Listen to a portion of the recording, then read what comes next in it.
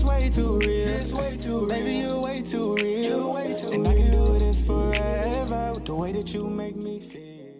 What's up, guys? It's Tia. And Harris. And today we're going to be going over some tips that we have from our relationship. Yeah, so we're going to be giving you guys some tips that we've learned over the 9 years that we've been together, and maybe you guys can learn a thing or two from us. I like seeing these type of videos because I might learn tips that I never heard of from other relationships, so I'm excited to go over these tips we have for you guys.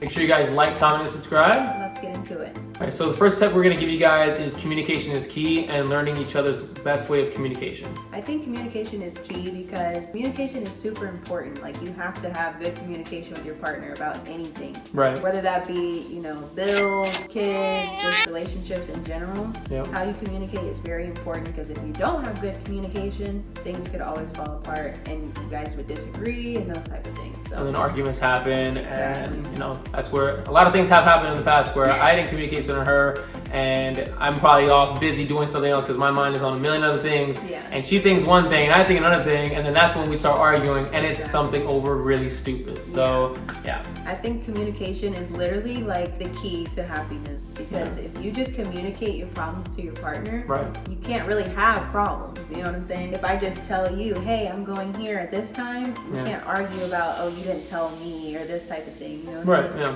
So to me, that's really like the number one for me personally. Communication being key. I agree. Also, learning each other communication styles is important because communicating is different to everyone. Talking in a different tone, or this way, or sitting down, or having different ways to communicate is important because not everybody can communicate in the same way. And having a good level head as well. So if you're trying to communicate while you guys are both mad and yelling at each other, it's not most likely gonna work out unless that's the way you guys do it. Right. So it's good to give you guys, I know it's hard to give you guys, give each other a break.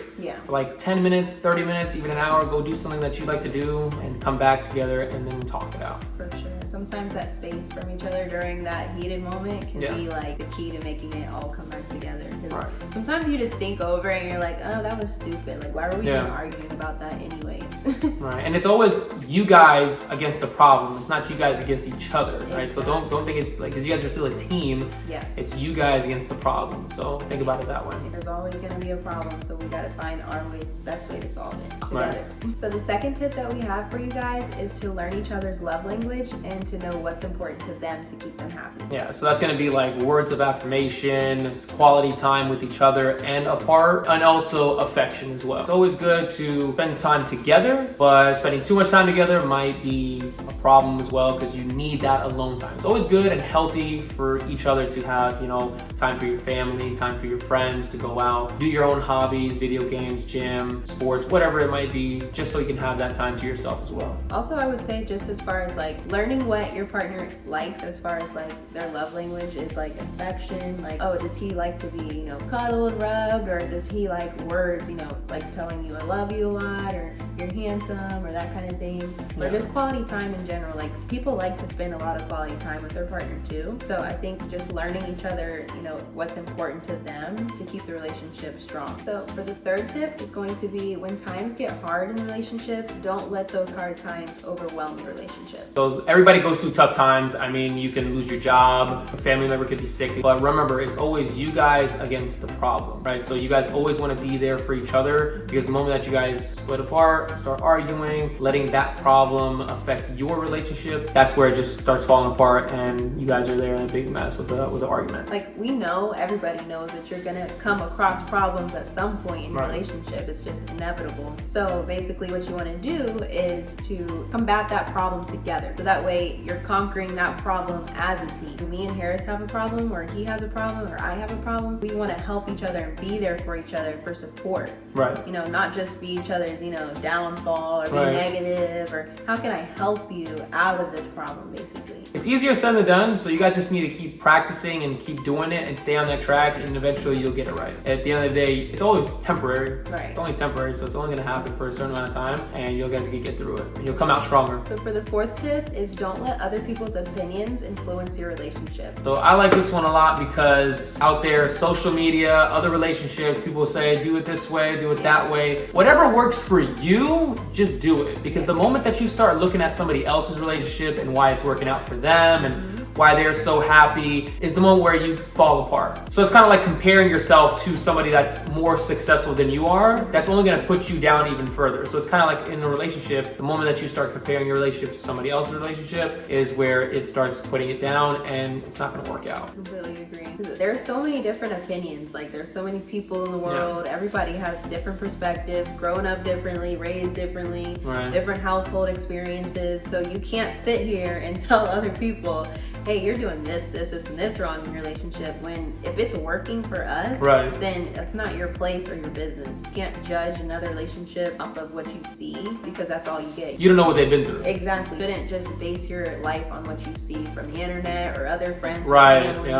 You know, because it's your own relationship. Everybody's different. Yeah, social media is a big downfall for relationships because they see other people and how they are portrayed, but you don't know what that couple's going through. They could be so happy, they look great, but behind closed doors, they're like a wreck. They're not even probably together. They're probably just doing whatever they're doing just to be together. I don't know. Sometimes other people's opinions do work out as well. I'm not saying all opinions are bad, but most of the time it's whatever works for you guys. Exactly. I feel like it's not bad to look at other people. Like for maybe, you know, just for inspiration. Inspiration, that's the word I was looking for. Inspiration. It can be both. Like, you can look at opinions bad and you can look at opinions in a good way as well. It's all about perspective at the end of the day. So for the 5th tip is going to be never stop dating and complimenting each other. Yeah, so basically don't ever stop dating. So don't forget what you worked so hard to get in the beginning and continue to do that. You know, go get some flowers from the store. You know, tell her how beautiful she looks. Yes. You know, those kind of things. Those small words of affirmation, those little cute things really add up. They really, really do. Especially for us ladies.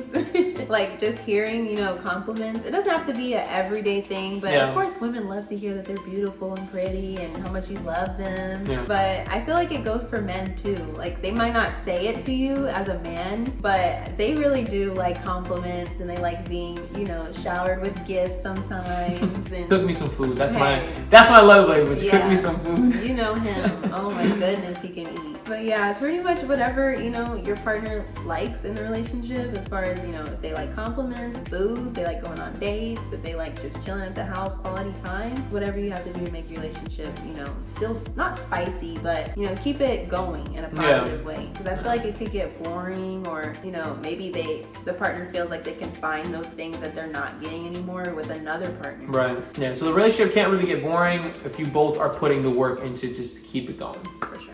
All right, so for the 6th tip is going to be, don't let petty things ruin your relationship when it's definitely fixable. Those petty little arguments about, why'd you leave the towel on the floor?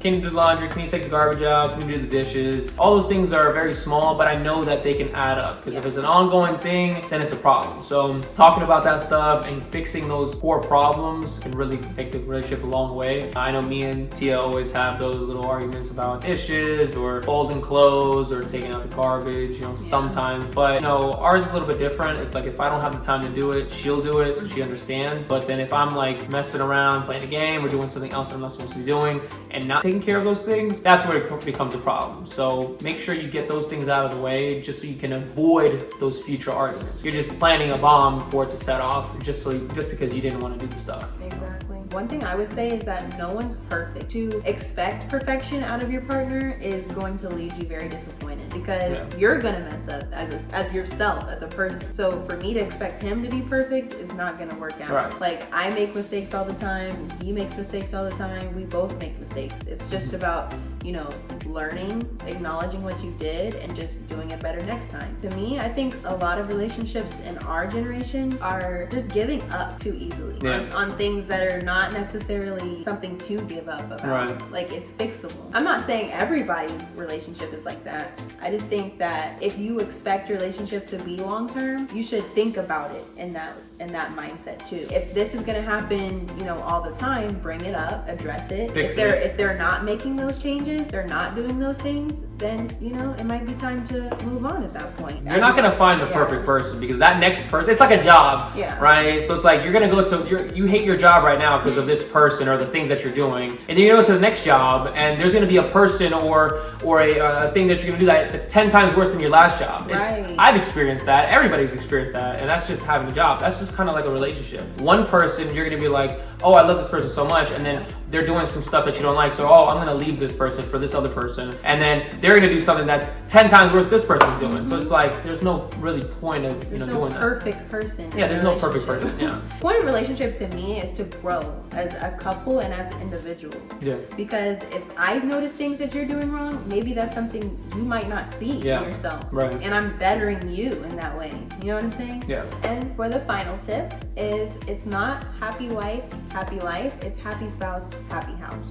So a lot of people, I would say, men out there for this saying is happy wife, happy life. They just go along with what she wants and everything will be good. But that's just a disaster waiting to happen. It's built up emotion. It's at one point somebody's gonna explode and it's not gonna be good. So the way I look at it is if I'm happy, she's happy. If she's happy, I'm happy. And we both have to agree to that. Right. So don't just think I'm gonna make the decisions every single day. She's gonna make the decision every single day. We both come together because that's why we're together. Right. And we make a decision together.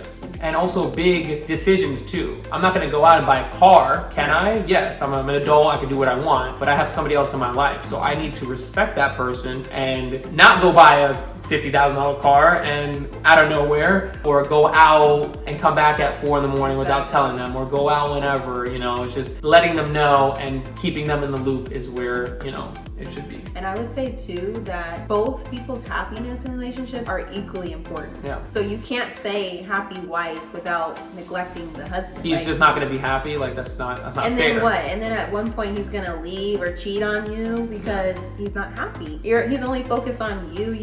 If you're not focused on him too and what makes him happy, then you're both not gonna be happy. No person's happiness is above the other person. So that pretty much concludes the tips that we have. If you guys like this video, please comment down below and we'll probably do a advice number 2. Because there's plenty of advice that we could give. Our advice isn't gonna be like craziest advice, like the best advice we have. We're just giving you guys what works for us. Exactly. Like I said, don't let our opinions affect your relationship. If it works for you guys, it works. Right. We're not the gurus of giving you guys relationship advice. We're just telling you guys what works for us and what we've learned over the 9 years that we've been together. So that's the only reason why we did this. But if you guys really like this video, please give us a big thumbs up and make sure to like, comment, and subscribe. And we'll see you next time. Thank you guys for watching. Peace.